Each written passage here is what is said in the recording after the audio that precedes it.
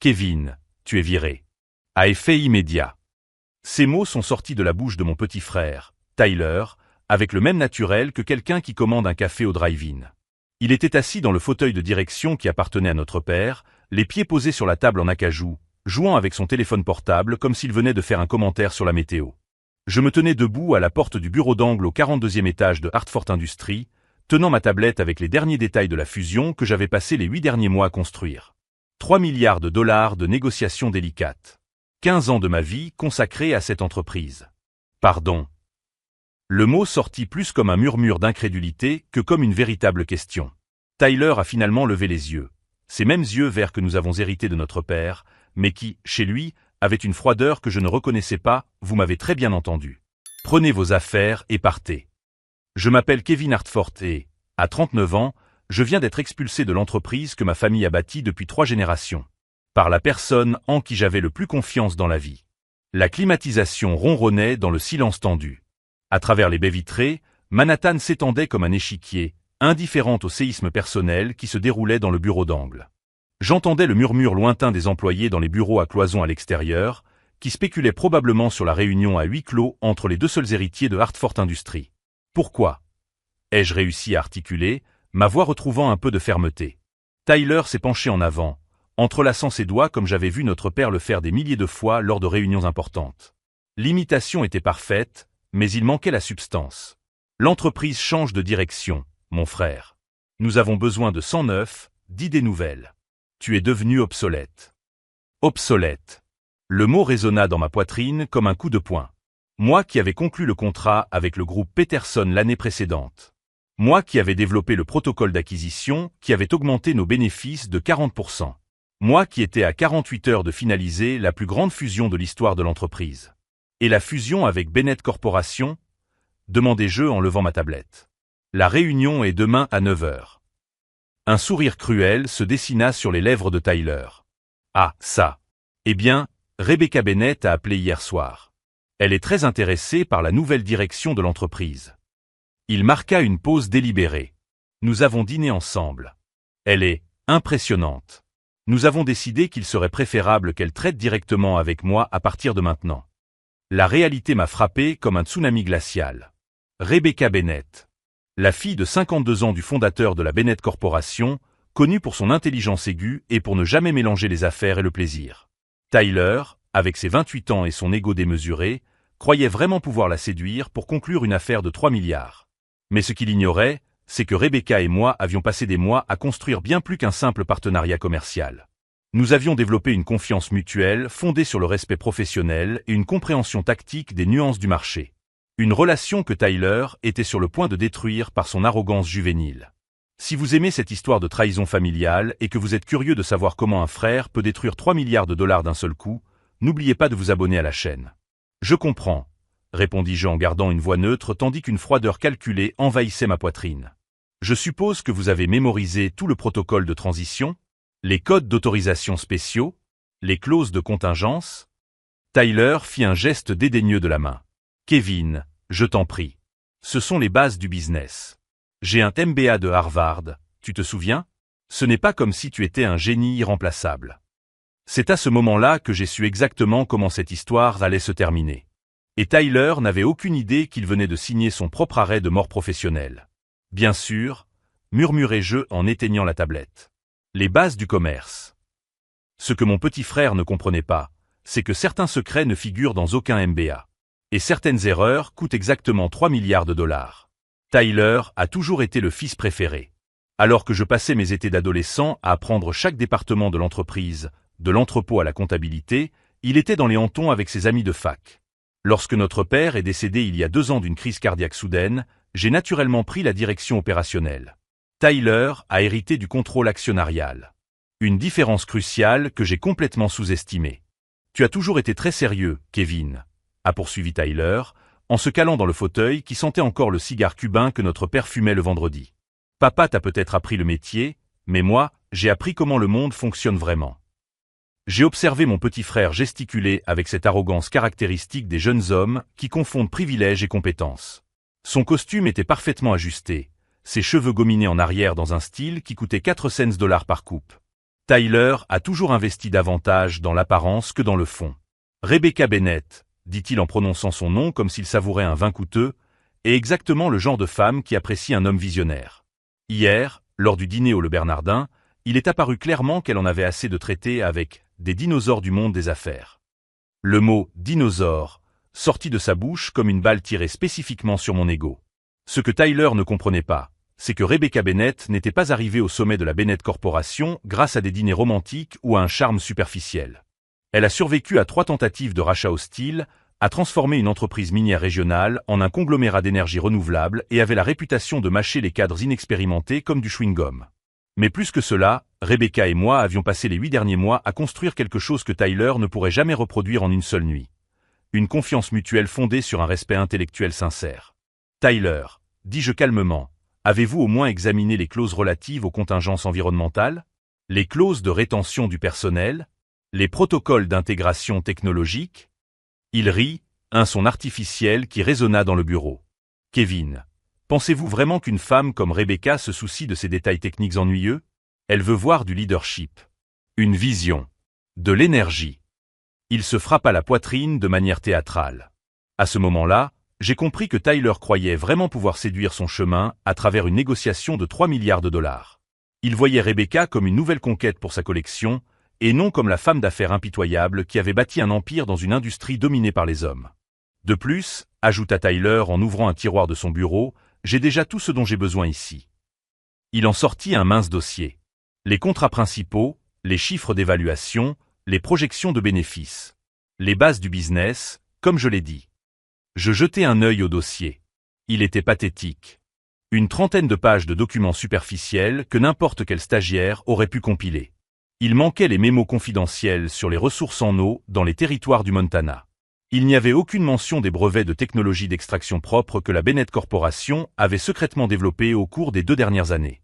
Et, plus important encore, il ne contenait absolument rien sur l'accord parallèle que Rebecca et moi avions négocié pour préserver 800 emplois dans la communauté rurale de son grand-père. Des détails qui ne figuraient dans aucun fichier numérique. Des informations qui n'existaient que dans des conversations en face à face, des notes manuscrites dans mon bureau privé et dans la mémoire de 2 personnes qui avaient passé des mois à construire quelque chose de bien plus grand qu'une simple fusion d'entreprises. Tyler, dis-je en rangeant ma tablette dans ma mallette, es-tu absolument certain de pouvoir mener cette réunion tout seul? Mon frère, répondit-il avec un sourire empreint d'une confiance écœurante, fais-moi confiance jusqu'à demain soir. Rebecca signera les papiers et qui sait, peut-être dînera-t-elle à nouveau avec moi.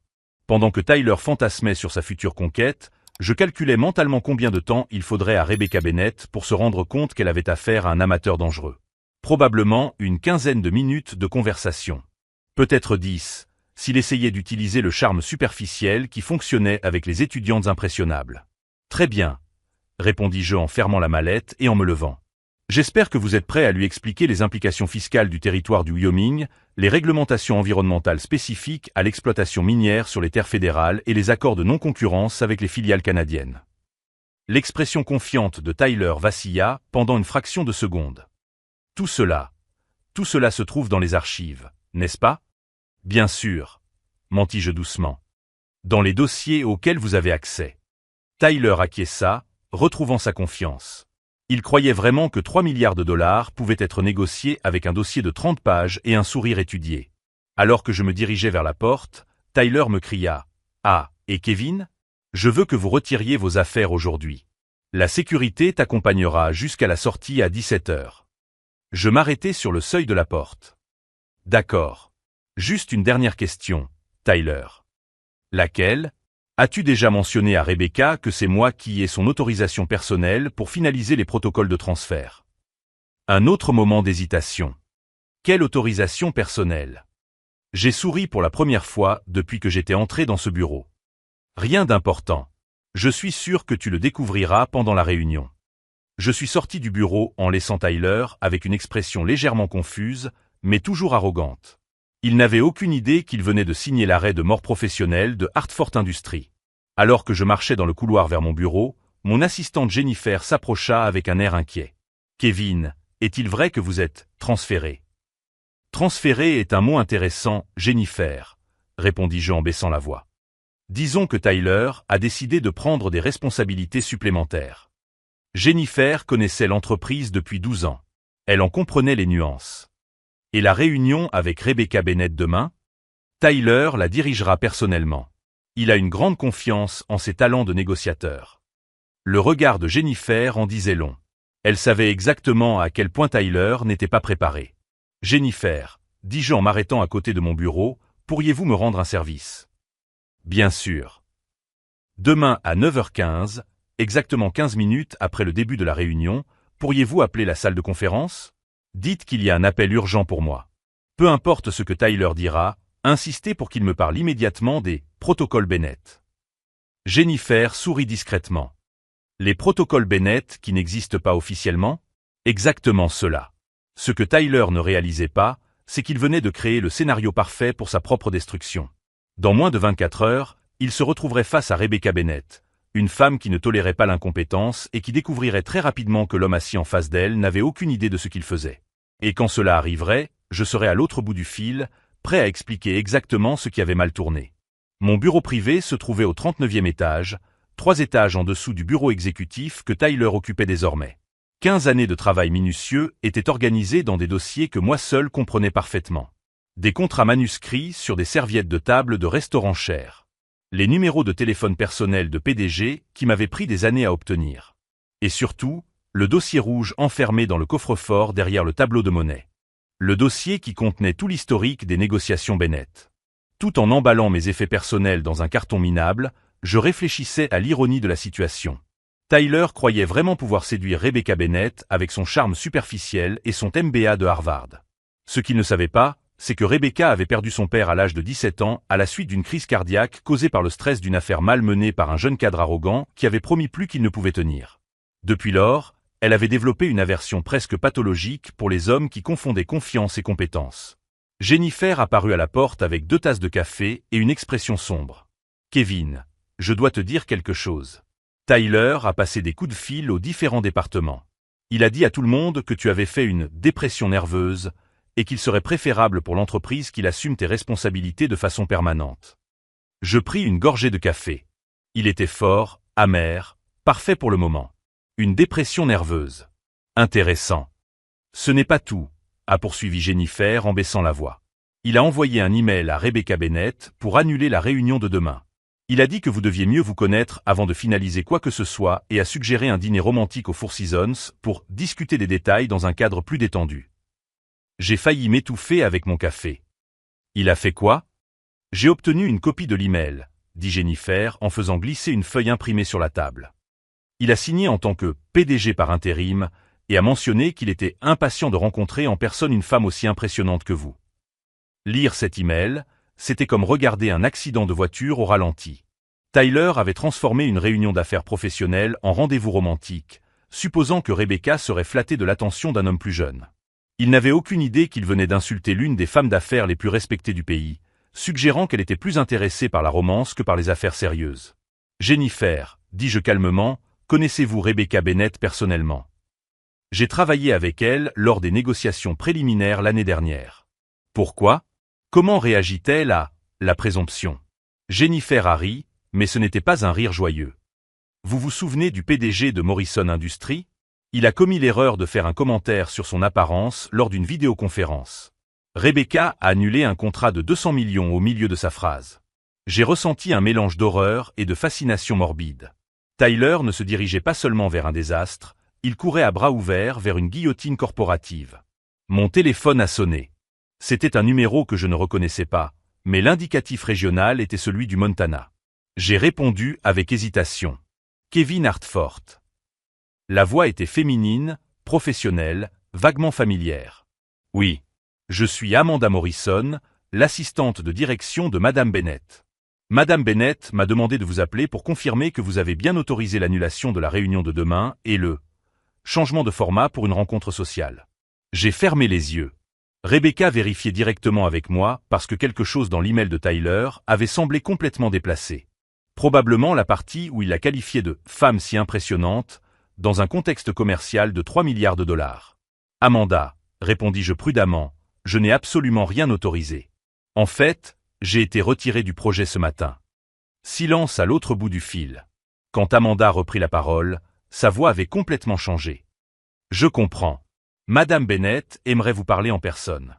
Elle sera à New York ce soir. Pourriez-vous la retrouver dans le hall du Pierre à 19 h? L'hôtel Pierre. Le même endroit où Rebecca et moi avions conclu l'accord préliminaire 8 mois plus tôt, en célébrant avec du champagne Dom Pérignon tout en discutant des derniers détails concernant la conservation de l'environnement dans les territoires du Montana. Je serai là, répondis-je. Je raccrochai le téléphone et regardai Jennifer. Elle m'observait avec cette expression que je reconnaissais bien pour l'avoir vue lors de réunions importantes.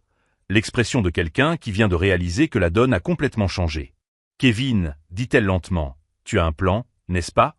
Je souris pour la première fois depuis que Tyler avait prononcé les mots « tu es viré ». Jennifer, tu te souviens de la clause de contingence que nous avons insérée dans le contrat Bennett?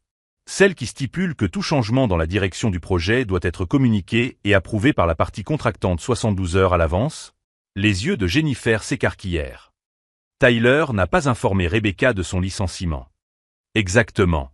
Il a simplement pris le contrôle et annulé notre réunion officielle pour suggérer un rendez-vous romantique. J'ouvris le tiroir du bureau et en sortis un dossier bleu. Et voici la documentation complète de toutes les communications autorisées entre notre entreprise et la Bennett Corporation. Tyler n'a accès à aucune d'entre elles. Je parcourus rapidement les documents. Des lettres d'autorisation signées par Rebecca m'autorisant moi seul à modifier les conditions. Des emails confirmant que j'étais le seul interlocuteur approuvé pour les questions sensibles. Et, plus important encore, l'accord de confidentialité précisant que certaines informations sur les opérations dans le Montana ne pouvaient être discutées que par moi-même. Jennifer, j'ai besoin que vous fassiez quelque chose pour moi. Quand Tyler découvrira ma réunion avec Rebecca ce soir, et il le découvrira, je veux que vous lui disiez que je suis allé supplier pour garder mon emploi. Dites-lui que je suis désespéré et humilié. Et vous l'êtes. J'ai rangé les documents dans le dossier et les placé dans ma mallette. Je suis sur le point de découvrir exactement ce que valent 15 ans de travail acharné par rapport à un MBA et beaucoup de charme superficiel. À 5 heures pile, Bob, de la sécurité, s'est présenté à ma porte. Il semblait sincèrement gêné. « Kevin, je suis désolé, mais je dois vous escorter jusqu'à la sortie. »« Pas de problème, Bob. Vous ne faites que votre travail. » Nous avons marché ensemble dans les couloirs que je connaissais mieux que ma propre maison. Des employés qui travaillaient avec moi depuis des années détournaient le regard, clairement mal à l'aise avec la situation. Certains chuchotaient lorsque nous passions. Dans l'ascenseur, Bob a rompu le silence. « Pour information, Kevin, tout ça, c'est n'importe quoi. Tyler ne sait même pas où se trouvent les toilettes de la direction sans un plan. Bob, je peux te demander une faveur. » Bien sûr. Demain matin, quand Tyler arrivera au travail, tu pourrais m'appeler? Juste pour me dire comment il va? Bob a souri pour la première fois. Avec plaisir.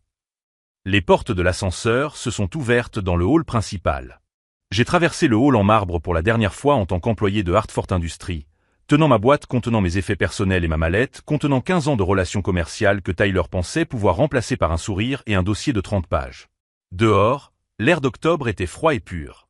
J'ai pris un taxi pour me rendre à mon appartement dans le centre-ville, mais j'ai demandé au chauffeur de faire d'abord un tour de la ville. J'avais besoin de temps pour digérer ce qui venait de se passer et me préparer mentalement à la conversation que j'aurais avec Rebecca dans 2 heures.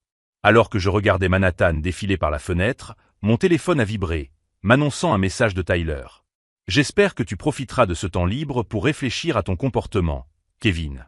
Peut-être qu'un jour tu comprendras que tout ne se résume pas à des chiffres et à des contrats. Certaines choses nécessitent du charisme personnel. » J'ai supprimé le message sans répondre. Tyler aurait tout le charisme personnel du monde à démontrer demain matin, lorsque Rebecca Bennett arriverait en espérant une réunion professionnelle et trouverait un jeune PDG remplaçant lui proposant du vin et des bougies. À 18h45, j'étais assis dans le hall du Pierre, vêtu de mon plus beau costume et tenant un dossier qui contenait le destin de Hartford Industries. Rebecca Bennett est arrivée ponctuellement à 19 h, vêtue d'un impeccable blazer gris et arborant l'expression d'une femme qui avait passé toute la journée à reconsidérer une décision de 3 milliards de dollars. Elle s'est dirigée directement vers moi. « Kevin, j'ai besoin de comprendre exactement ce qui se passe dans votre entreprise. » « Rebecca, il semble que nous ayons beaucoup de choses à discuter. » Et c'est à ce moment-là, assis dans le hall d'un hôtel 5 étoiles avec la femme qui contrôlait la plus grande affaire de l'histoire de notre entreprise, que j'ai réalisé que Tyler m'avait donné exactement ce dont j'avais besoin. L'occasion parfaite de montrer la différence entre un vrai leader et un prétendant arrogant. Le jeu ne faisait que commencer. Et Tyler n'avait aucune idée qu'il venait de mettre en place tous les éléments de sa propre défaite cuisante. Rebecca Bennett n'a pas perdu de temps en politesse. Dès que nous nous sommes assis à une table réservée au bar du Pierre, elle a ouvert un dossier et a étalé des documents entre nous comme un général planifiant une bataille. « Kevin, j'ai besoin de comprendre la ligne de succession chez Hartford Industries, dit-elle d'une voix basse mais ferme. Parce que ce que j'ai reçu aujourd'hui, c'est une proposition romantique déguisée en réunion d'affaires, venant de quelqu'un qui ne comprend manifestement pas les aspects fondamentaux de l'accord que nous avons passé 8 mois à négocier. » J'ai pris une gorgée de whisky, savourant autant son goût que l'ironie de la situation. Rebecca, Tyler a hérité de 51% des actions à la mort de notre père. J'ai 49% et toute l'expérience opérationnelle. Il a le contrôle légal, mais il n'a aucune idée de la façon de gérer une entreprise. Et les accords spécifiques concernant le Montana, les clauses environnementales dont nous avons discuté, la rétention des employés ruraux, il n'existe que dans mes notes personnelles et dans ma mémoire. Tyler a accès aux documents publics, mais tout ce qui compte vraiment dans cette fusion se trouve ici. J'ai touché mon front, et dans les conversations privées que toi et moi avons eues. Rebecca se pencha en avant, ses yeux bleus brillant d'une lueur que je reconnus comme celle d'un prédateur qui venait de trouver une proie blessée. « Kevin, je vais être direct. Je ne peux pas faire affaire avec des amateurs. Point final. Mais je ne peux pas non plus annuler 8 mois de travail à cause d'un ego surdimensionné. Que proposez-vous? Je veux que vous travailliez pour moi. Officiellement. En tant que consultant indépendant pour cette transaction. » Elle fit glisser un document sur la table. Contrat de consultation exclusive. Durée de 6 mois, à compter immédiatement. Votre travail consistera à conseiller Bennett Corporation sur toutes les questions liées à l'acquisition potentielle de Hartford Industries. Je lus rapidement le contrat. Le salaire était le double de ce que je gagnais chez Hartford. Mais ce n'était pas une question d'argent.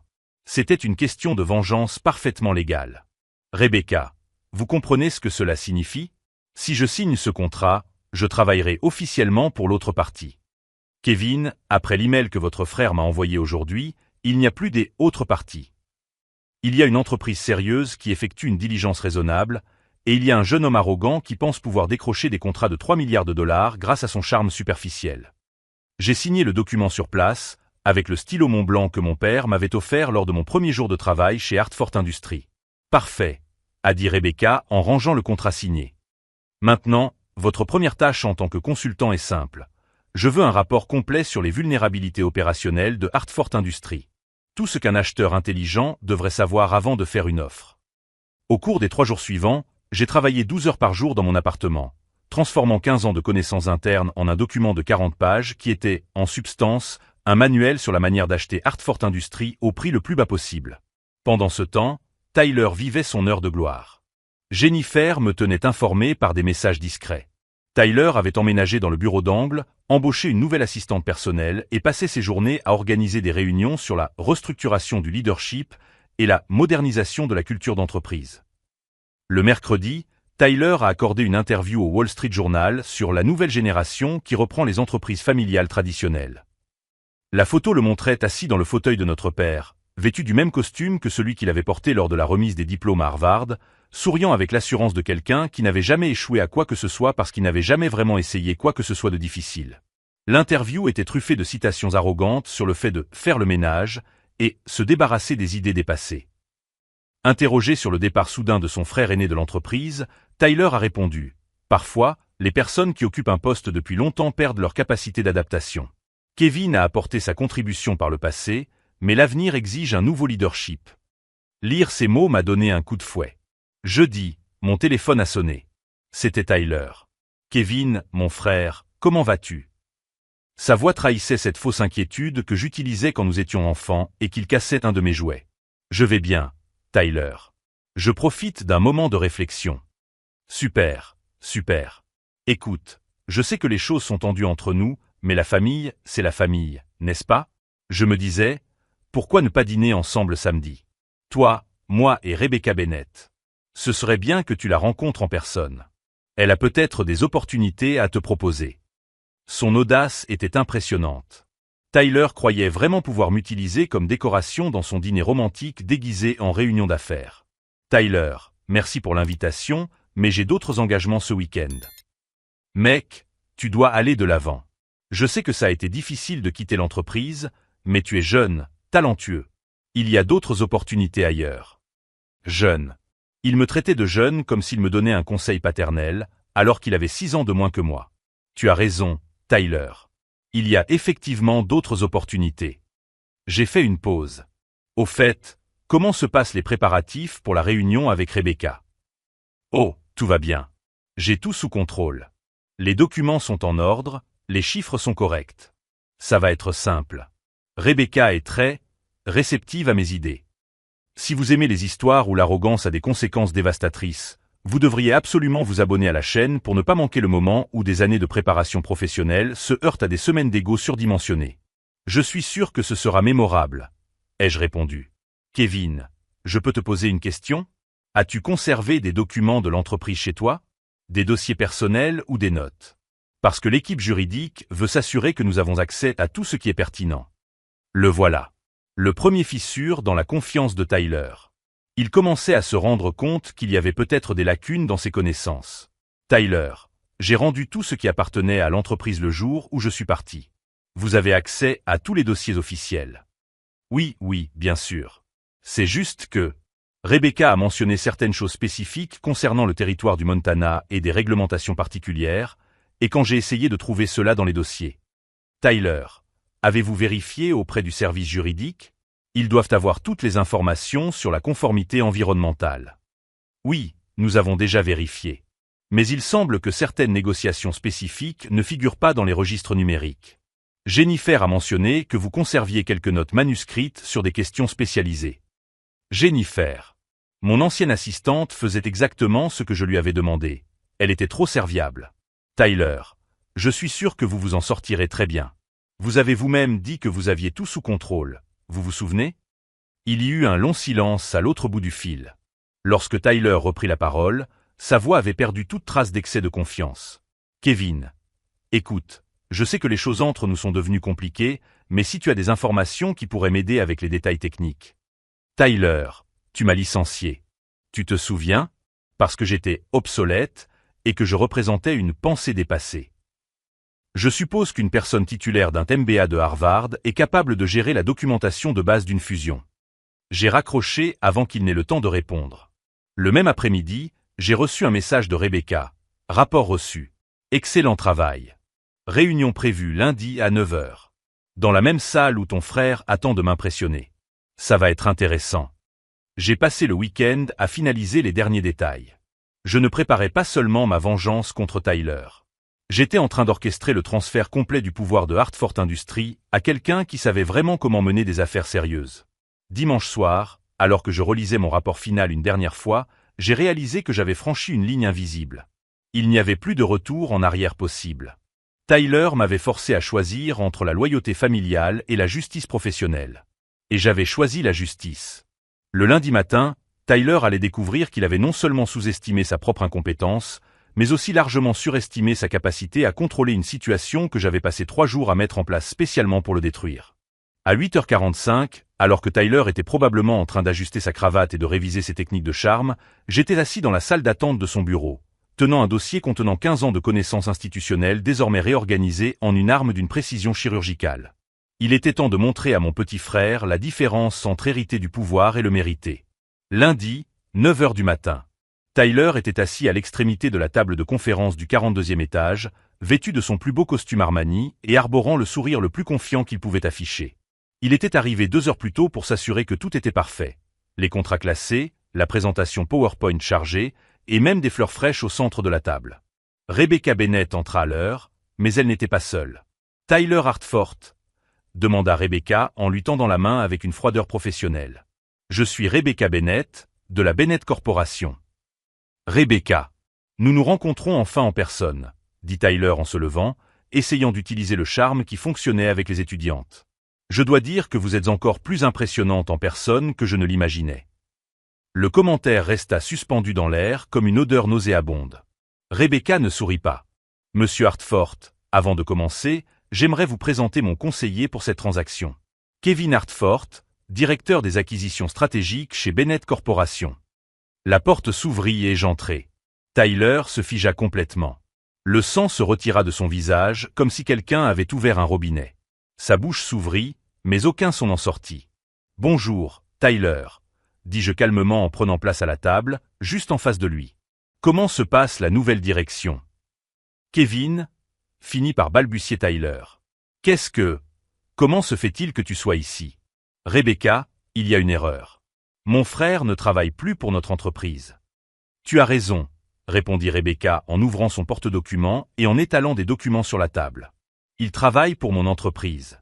En tant que consultant spécialisé dans la diligence raisonnable pour les acquisitions complexes.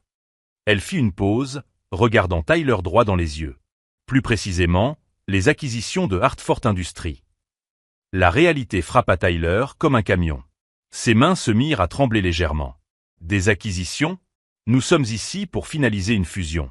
Un partenariat équitable. J'ai ouvert mon porte-documents et en est sorti un document de 40 pages. Tyler, vous n'avez peut-être pas bien compris la nature de cette réunion. Rebecca n'est plus intéressée par une fusion. Après une analyse détaillée de la situation de Hartford Industries, elle envisage une acquisition directe. Une acquisition? S'écria Tyler. C'est ridicule.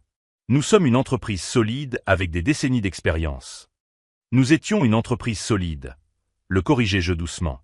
Jusqu'à ce que certains changements de direction créent des vulnérabilités importantes. Rebecca se pencha en avant. Monsieur Hartford, au cours des 72 dernières heures, mon conseiller m'a fourni des informations détaillées sur des problèmes opérationnels qui ne figuraient pas dans les documents originaux. Des questions qui ont fondamentalement changé notre évaluation de Hartford Industries. Tyler regarda désespérément Rebecca et moi. Quelles informations? Quels problèmes? Notre entreprise fonctionne parfaitement. J'ouvris le rapport à la première page. Tyler, vous vous souvenez du contrat avec le groupe Peterson que j'ai conclu l'année dernière? Celui qui a augmenté nos bénéfices de 40%? Bien sûr. Eh bien, il y a une clause de révision automatique dans le contrat. En cas de changement dans la direction de l'équipe qui a négocié l'accord initial, le groupe Peterson a le droit de renégocier toutes les conditions. Tyler a repris des couleurs, mais son visage était désormais rouge vif. C'est impossible. J'ai lu tous les contrats. Vous avez lu les résumés exécutifs, les jeux corrigés. La clause se trouve dans l'addendum manuscrit, page 67, paragraphe 14. Un document que j'ai négocié personnellement et qui est archivé uniquement dans mon bureau privé. Rebecca tourna une page de ces documents. D'après le rapport de Kevin, le groupe Peterson a déjà été informé du changement de direction. Ils ont prévu une réunion jeudi pour renégocier. Les estimations préliminaires suggèrent une réduction de 40 à 60% des montants du contrat. Ce n'est pas possible, murmura Tyler, sa voix perdant toute assurance. Il y a plus, ai-je poursuivi en tournant une autre page. Vous vous souvenez du brevet sur la technologie d'extraction que nous avons développé avec l'équipe du Montana? Celui qui est essentiel pour les ressources minérales dans les zones rurales? Tyler a acquiescé avec hésitation. Le brevet est enregistré à mon nom, en tant que principal inventeur et chef de projet. Lorsque vous m'avez licencié, vous avez automatiquement perdu l'accès légal à cette technologie. Le silence dans la pièce était si complet que je pouvais entendre le bourdonnement de la climatisation. Rebecca a consulté une autre page. Sans accès à la technologie d'extraction, les opérations dans le Montana deviennent financièrement non viables. Cela représente environ 35% de la valeur totale de l'entreprise. Tyler transpirait maintenant visiblement. Kevin, tu ne peux pas faire ça. C'est notre entreprise familiale. Papa l'a construite pour nous deux. Tyler, dis-je d'une voix qui restait mortellement calme, tu m'as dit que j'étais obsolète. Que je représentais une façon de penser dépassée. Que l'entreprise avait besoin d'un nouveau leadership. Je fis une pause. Eh bien, tu as maintenant l'occasion de le prouver. Rebecca ferma son dossier avec un claquement sec. Monsieur Hartford, d'après l'analyse de mon consultant, notre offre révisée pour Hartford Industries est de 25 cents par dollar de la valeur marchande actuelle. 25 cents? S'écria Tyler. C'est du vol. Notre entreprise vaut 200 millions. Elle valait 200 millions quand elle avait une direction compétente, répondit froidement Rebecca. Maintenant, elle vaut exactement ce que quelqu'un est prêt à payer pour une entreprise avec des contrats instables, une technologie inaccessible et une direction inexpérimentée. Tyler se tourna vers moi avec une expression de panique totale. Kevin, s'il te plaît. Tu ne peux pas être sérieux. Nous sommes frères. Tyler, répondis-je en lui tendant une copie du contrat de consultation, tu m'as licencié lundi. Mardi, Rebecca m'a proposé un meilleur emploi. Mercredi, j'ai commencé à travailler pour elle. Aujourd'hui, c'est à nouveau lundi, et je suis ici pour représenter les intérêts de la Bennett Corporation. Mais la famille, la loyauté. Vous avez choisi votre ego plutôt que votre famille lorsque vous m'avez humilié publiquement. Vous avez choisi l'arrogance plutôt que l'expérience lorsque vous avez supposé que vous pouviez mener des négociations de 3 milliards de dollars avec votre charme superficiel. J'ai ouvert la dernière page du rapport. Et vous avez choisi l'ignorance plutôt que la connaissance lorsque vous avez supposé qu'un MBA pouvait remplacer 15 ans d'expérience pratique. Rebecca s'est levée. Monsieur Hartford, notre offre est valable jusqu'à vendredi à 17 h. Après cela, nous attendrons la vente aux enchères de la faillite. La faillite ? A murmuré Tyler. Tyler, expliquai-je patiemment, sans les contrats du Peterson Group, sans accès à la technologie de Montana et sans les relations que j'ai cultivées pendant 15 ans, Hartford Industries a environ 6 semaines de trésorerie restante. Rebecca se dirigeait déjà vers la porte. Kevin, je vous remercie pour cette analyse complète. Elle m'a été extrêmement utile. Ce fut un plaisir de travailler dans un environnement qui valorise la compétence professionnelle, répondis-je en rangeant mes documents. Tyler resta assis à la table de conférence, entouré des contrats inutiles qu'il avait préparés, fixant du regard l'espace vide où ses rêves d'empire se trouvaient encore 15 minutes auparavant. Kevin, m'appelait-il lorsque j'arrivai à la porte. Attends. Je me suis arrêté et me suis retourné. Comment as-tu fait ça? Comment as-tu pu tout planifier aussi rapidement? J'ai souri pour la première fois depuis que j'étais entré dans la pièce. Tyler, je n'ai rien planifié. Tu as tout planifié pour moi lorsque tu as décidé que l'expérience n'avait aucune valeur. Je n'ai fait que documenter les conséquences inévitables de tes choix. Mais nous sommes une famille. Une famille ne licencie pas un membre de sa famille pour des boutons en nacre sur un blazer. Tyler. Une famille n'humilie pas un membre de sa famille en public. Une famille ne remplace pas 15 ans de dévouement par une semaine d'arrogance. J'ai laissé Tyler seul dans la salle de conférence avec ses contrats inutiles et sa nouvelle compréhension du prix à payer lorsqu'on sous-estime la mauvaise personne. Dans l'ascenseur, Rebecca a commenté « Kevin, je dois admettre que ta vengeance était plus élégante que tout ce que j'aurais pu imaginer. » Rebecca, ce n'était pas de la vengeance. C'était la justice du marché. Tyler a créé une situation intenable, et le marché ne fait que corriger l'erreur.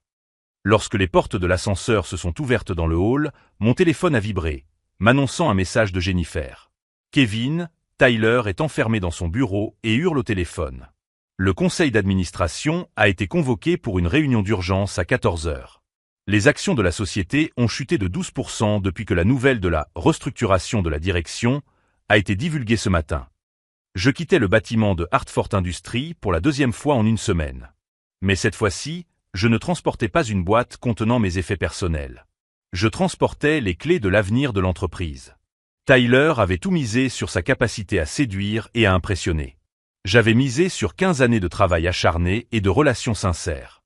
Le marché avait décidé quel pari valait 3 milliards de dollars. Et Tyler découvrait, de la manière la plus coûteuse qui soit, que certaines leçons ne peuvent être apprises qu'une fois qu'il est trop tard pour les appliquer. Vendredi, 4h55 de l'après-midi. Tyler était assis seul dans la salle de conférence vide, entouré de piles de documents qu'il ne parvenait pas à déchiffrer et de propositions arrivées trop tard. Rebecca Bennett avait tenu parole. À 5 heures pile, son offre de 25 cents par dollar serait retirée. Mon téléphone a sonné. C'était Tyler. Kevin. Sa voix était brisée, dépouillée de toute l'arrogance qu'il affichait une semaine auparavant. S'il te plaît. J'ai besoin de te parler. Je t'écoute.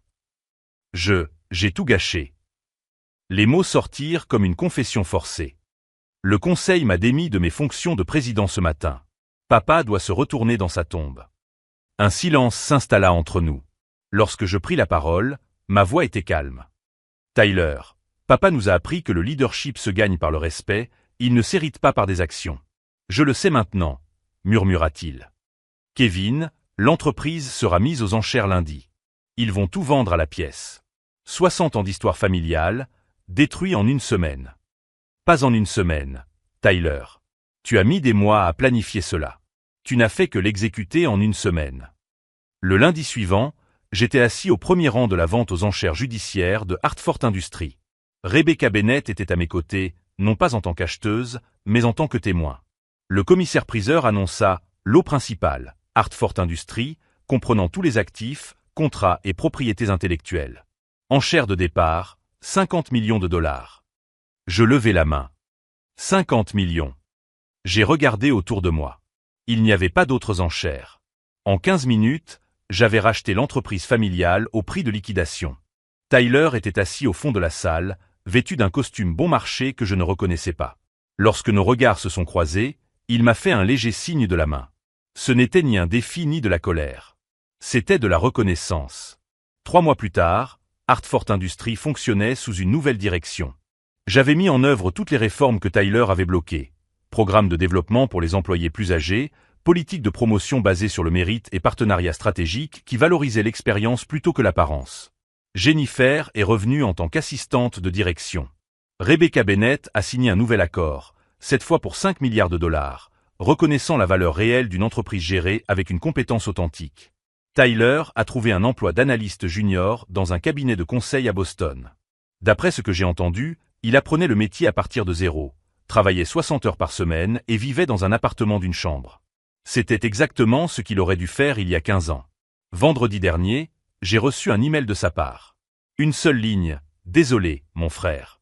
Tu avais raison sur tout. Je n'ai pas répondu immédiatement. J'ai attendu d'être rentré chez moi, d'avoir ouvert une bière et de m'être installé sur la terrasse qui donne sur Manhattan. Puis j'ai tapé « Tyler, la compétence n'est pas une question d'âge. C'est une question de temps consacré à l'apprentissage. Tu as encore le temps. » Je l'ai envoyé et j'ai effacé son numéro de mon téléphone. Non pas par rancune, mais parce que notre relation fraternelle devait être reconstruite à partir de zéro, loin du poids de l'entreprise familiale. La semaine dernière, j'étais en train de revoir des rapports financiers lorsque Jennifer m'a apporté un article du Wall Street Journal. « Kevin, tu dois lire ça. » C'était un article sur la nouvelle génération de dirigeants d'entreprises familiales. Ma photo figurait en première page, aux côtés d'autres dirigeants qui avaient transformé des entreprises traditionnelles. La citation mise en avant disait « Le véritable test du leadership n'est pas d'hériter du pouvoir, mais de le prouver chaque jour par des résultats. » J'ai souri en me rappelant les paroles de mon père. « Kevin, les entreprises ne sont pas des propriétés à hériter. Ce sont des responsabilités à mériter. » Tyler a tenté de m'humilier publiquement, de nier mon expérience et de remplacer des décennies de travail par un charme superficiel.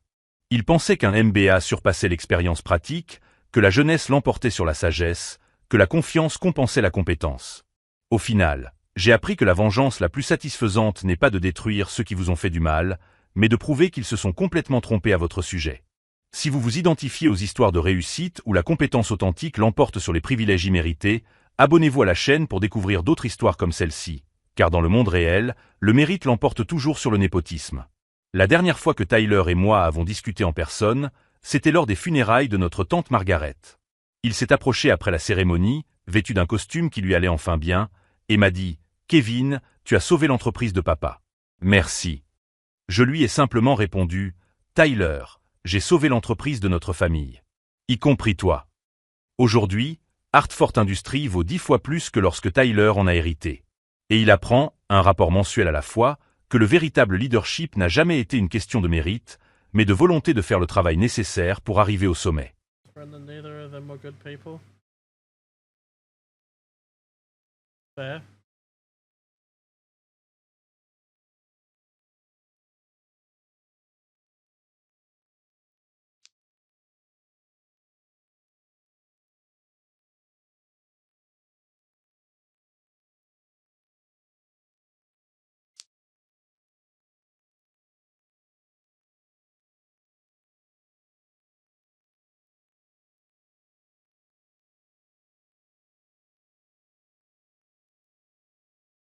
Wait, which one do I have to do next?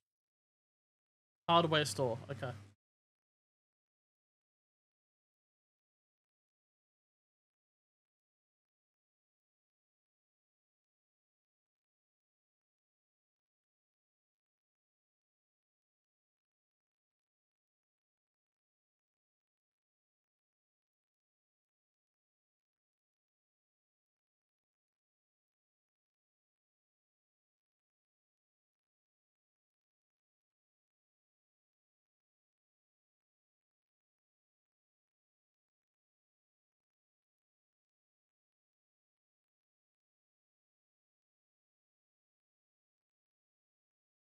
Hardware store?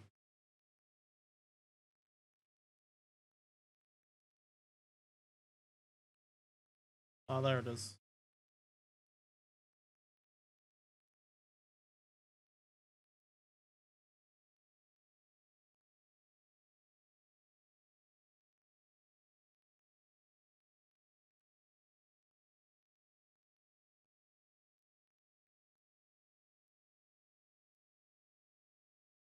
Okay, what's this hardware store one? It doesn't say what it's Gamer getting 110 points, 98 going to Shadow Baby, 86 going to Reina, and 74 going to Potter.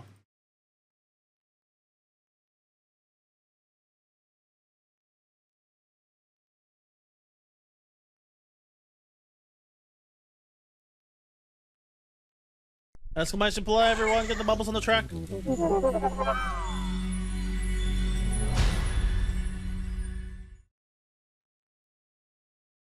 Ah, it's not a parody, okay.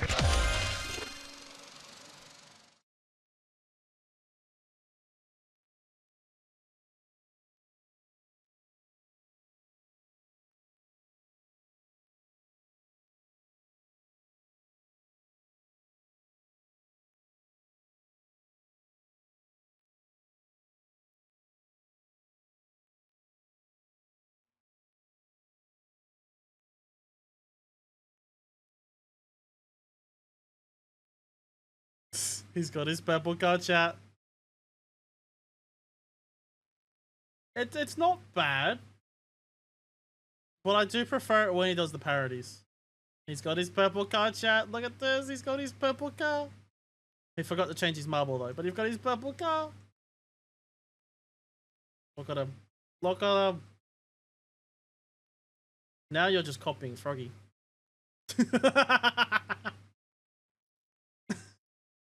I got my helmet. You got your helmet on? Damn, gamer, what are you doing? What the fuck happened? I never changed my marble. Oh, it changed for you. Alrighty, everyone, exclamation play. Get those marbles in. Can we get two more marbles? 69 seconds started on the clock. Get them in, get them in, get them in, get them in, get them in. Alright. I've always liked Weird Al's parodies more than I liked his actual main work. Like this one.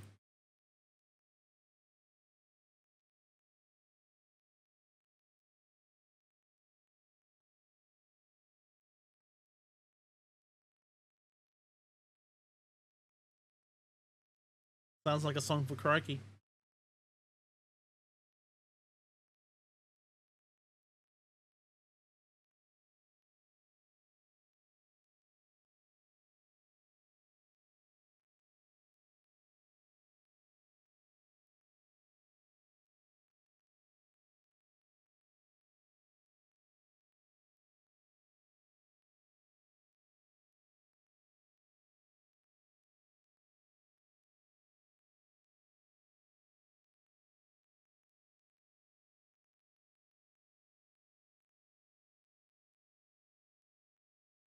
Not yet, no.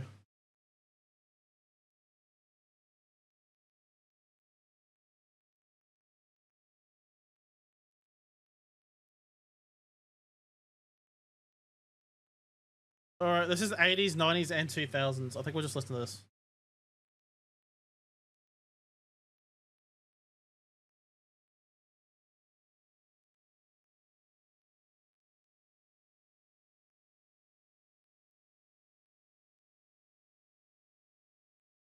Oh, I need to watch it in general. I've never watched it.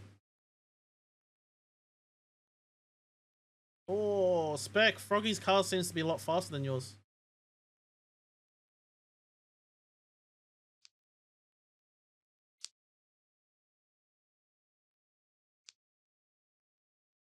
Jamming the MJ. I'm jamming to whatever this playlist has. What do we got next? So we got You Give Love a Bad Name by Bon Jovi, then another one, Bites the Dust by Queen. You Can't Hurry Love by Phil Collins. Every Breath You Take by The Police. Our House by Madness. Jack and Diane. Video Killed the Radio Star. All those songs.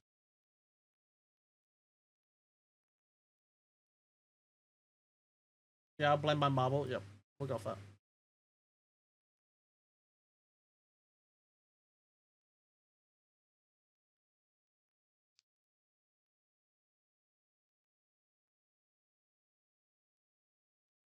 By the way, first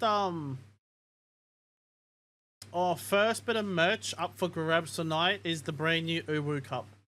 I made an Uwu Cup. But we gotta get a world record for that.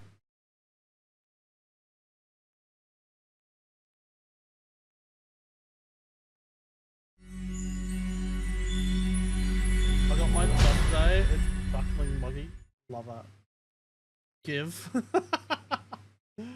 Oh, Honor, you want some merch, don't you, bro? You haven't got any yet.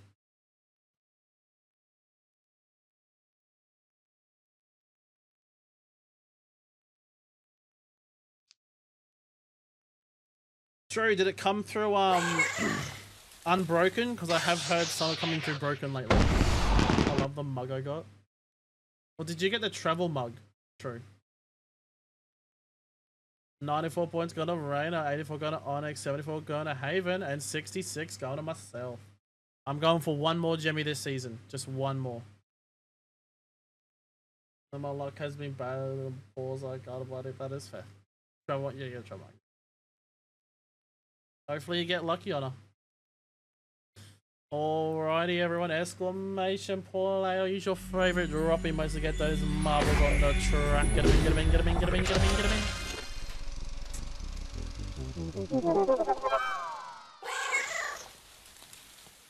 There we go. He's fixed now. Where is he? Look, guys, look. It's the cunt and the arsehole. It's the cunt and the arsehole together again.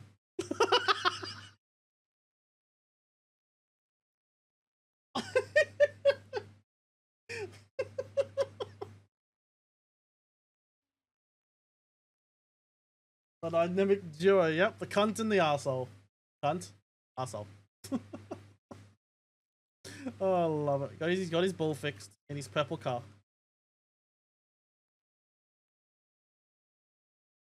Hey, we got 18. Let's fucking go. Alright, everyone, 69 seconds on the clock. If you haven't got your marbles in already, make sure to get those marbles in. B, you are so fucking close. You are 46 off.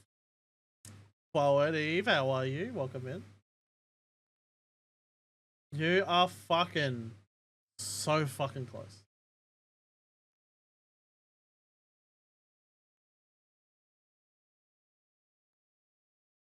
Up your balls for Ducky. Yeah, I can't really own his voice, sorry.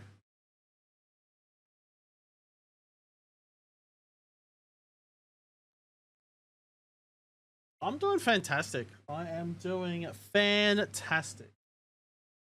Has anyone done a hydrate for me yet? I feel like someone has, but I forgot about it. Either way, I'm drinking.